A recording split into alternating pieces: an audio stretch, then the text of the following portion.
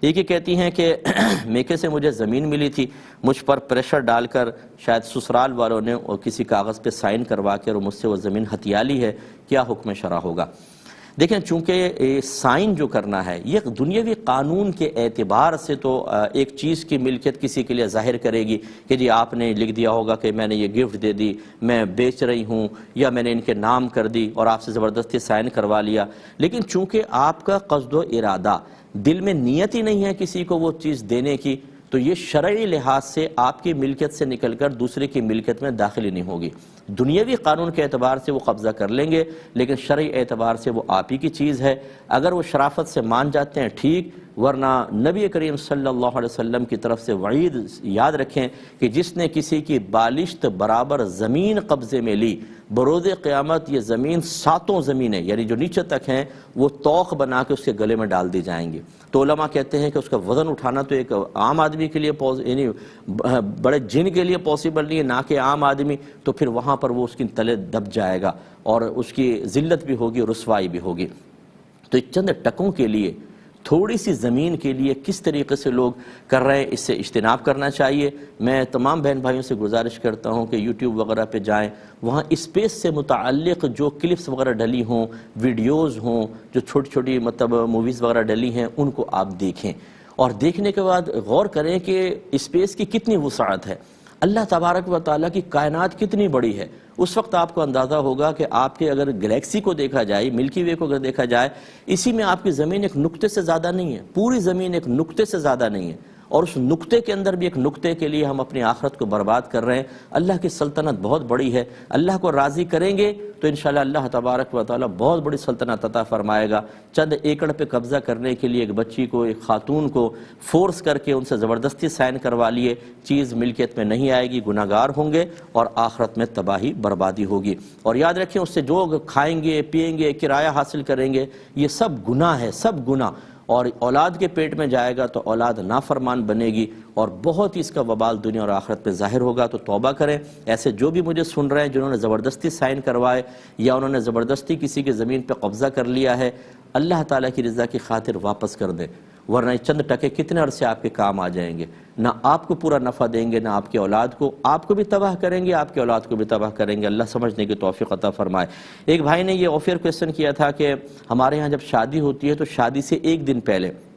ایک شکرانے کی رسم کرتے ہیں، اس میں لڑکی کے ان استاد صاحب کو بلایا جاتا ہے جنہوں نے لڑکی کو قرآن پڑھایا تھا، ان کی گل پوشی ہوتی ہے، ہار وغیرہ ڈالے جاتے ہیں، پھر پھولوں کے، پھر ان سے کہا جاتا ہے کہ آپ اجازت دیتے ہیں کہ لڑکی شادی کے بعد قرآن پاک پڑھ لے؟ قاری صاحب کہتے ہیں ہاں میں نے اجازت دی، اور پھر کوئی لفافہ وغیرہ بھی دیتے ہوں گے، اس کا ذکر تو نہیں کیا۔ شرعی اعتبار سے اس رسم کی کیا حیثیت ہے؟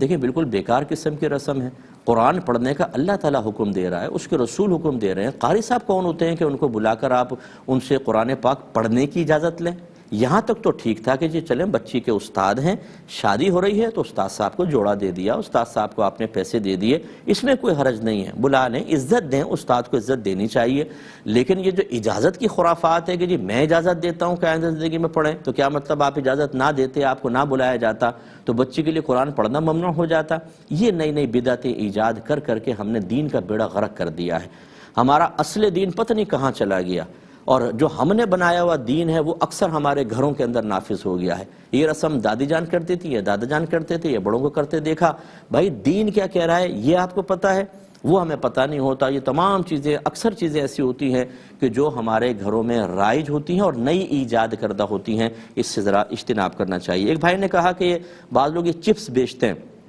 اور چاٹ وغیرہ بیچ رہے ہوتے ہیں اور ناپ تول کر نہیں بیچتے، اس کی آمدنی کی کیا شرعی حیثیت ہوگی، انکم جو ہوتی ہے؟ دیکھیں، جو اس قسم کی چیزیں ہوتی ہیں ان کی چاہے مقدار نہ پتہ ہو بظاہر، یعنی ایکوریٹ مقدار کہ یہ کتنے چھٹاک ہے، کتنے پاؤ ہے، لیکن ایک مقدار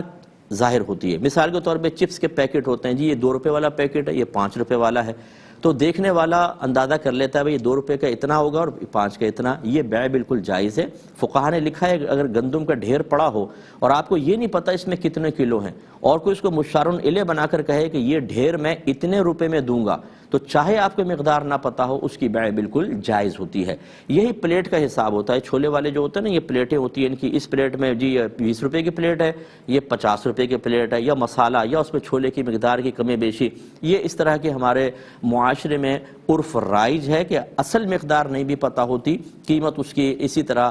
تھوڑی بہت مقدار کے اندازے سے متعین کی جاتی ہے، تو اس میں کوئی حرج نہیں، انکم بالکل جائز ہے۔ ایک یہ بچے نے کہا کہ میں اکثر ایسا ہوتا ہے کہ مہینے میں ایک بار اپنے سر میں اچھی طرح تیل لگاتا ہوں تاکہ غسل میرا اچھی طرح ہو جائے، اور پھر میں نہا لیتا ہوں۔ تو ایک دفعہ میری والدہ نے کہا کہ یہ تم نے عجیب چوچلا کیا، یہ تمہارا عجیب چوچلا ہے کہ تم تیل لگا کے اور دھو لیتے ہو۔ تو میری والدہ کافر تو نہیں ہو گئی؟ اچھا، یہ میں نے کیوں شامل کیا سوال؟ اس لیے یہ ان بچوں کو خاص طور پہ کہہ رہا ہوں کہ جو اسی طرح مختلف کلمات کفر کی بکس وغیرہ پڑھ کر یہ سمجھتے ہیں کہ ہر چیز میں کوئی نہ کوئی کفر کا پہلو ہے، اور وہ بہت ہی ایکسٹریمسٹ طور پر سارے کام کر رہے ہوتے ہیں، ہر ایک کی بات کو نوٹ کرتے ہیں، اس پہ کفر کا حکم لگاتے ہیں، تو اس طرح صحیح نہیں ہے۔ والدہ نے تو ویسے ہی کہا کہ بھئی تم تیل لگاتے ہو پھر دھو لیتے ہو، یہ کیا تم نے عجیب چوچلا کر رکھا ہے؟ انہوں نے کوئی دین کے خلاف بات نہیں کی، انہوں نے کوئی شریعت کے خلاف نہیں کی۔ اگر آپ کہتے ہیں میں تیل لگانا سنت ہے اور امی سنت کو بنیاد بنا کر کہتی تب بھی کوئی شرعی حکم تھا، وہ تو شاید یہی کہہ رہی ہوں گی تم تیل لگا کے سارا دھو دیتے ہو، یہ کیا چوچلا کر رہے ہو؟ تو اس میں شرعن کوئی حرج نہیں، اور خدارا ہر چیز کے اندر کفر کے پہلو نہ ڈھونڈیں، بلکہ مسلمان کو کفر سے بچانا یہ ضروری ہوتا ہے۔ جب وہ کوئی کلمہ کہے، اگر اس میں فقہا نے لکھا کوئی بات کہے اور اس میں 99 پہلو کفر کے ہوں، ایک پہلو اسلام کا ہو، تو ہمیں چاہیے اس اسلام کے پہلو کو بنیاد بنا کر اس کو کافر قرار نہ دیں۔ ہمارے ہاں ڈھونڈ ڈھونڈ کے بسا اوقات نکالا جاتا ہے، کسی طرح بدعتی قرار دے دیں، مشرک قرار دے دیں، کافر قرار دے دیں، یہ صحیح نہیں ہے، آپ بھی بیٹا ایسا نہ کریں۔ آخری بس یہ ایک سوال، یہ کہتے ہیں کہ ہمارے محلے میں کسی نے کہا کہ اسٹرابری کھانا حرام ہے۔ ایک مجھے کسی نے کوشچن کیا کہ سنا ہے اسٹرابری جہنمی پھل ہے،